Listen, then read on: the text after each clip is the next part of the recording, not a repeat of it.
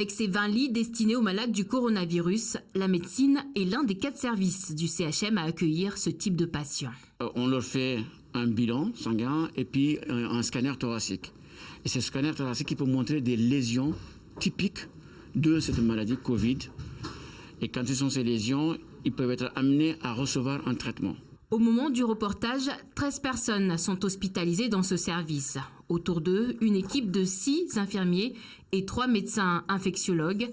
Ces patients ont du mal à respirer. Alors pour éviter que le virus ne provoque des dégâts importants sur leurs poumons, l'équipe médicale teste sur eux le traitement élaboré par le professeur Raoult à base d'hydrochloroquine couplé à un antibiotique. Un traitement qui exclut tous les cardiaques. Et ce traitement, c'est des comprimés, c'est par la bouche. C'est 3 prises par jour. Pendant 10 jours, on a à peu près une dizaine de patients qui ont reçu le traitement.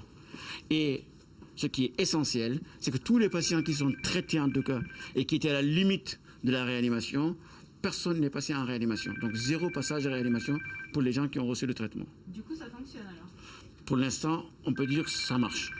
Un enthousiasme qui n'est pas partagé par tous les médecins du CHM. Pour certains, rien ne montre que c'est bien ce traitement qui a permis d'améliorer l'état des patients. Et même si c'était le cas, il n'y en a pas suffisamment pour soigner tout le monde. Au vu des stocks actuels, à Mayotte, seule une centaine de personnes pourront en bénéficier. Alors à défaut d'un traitement sûr et en quantité suffisante, c'est sur les respirateurs que reposent les espoirs des soignants. Mais toutes les machines ne se valent pas.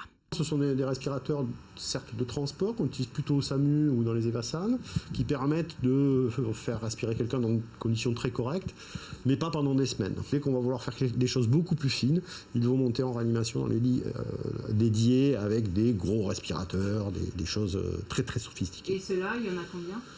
Alors ceux-là, on en a donc 16 effectivement dans la réanimation principale qui existe depuis longtemps.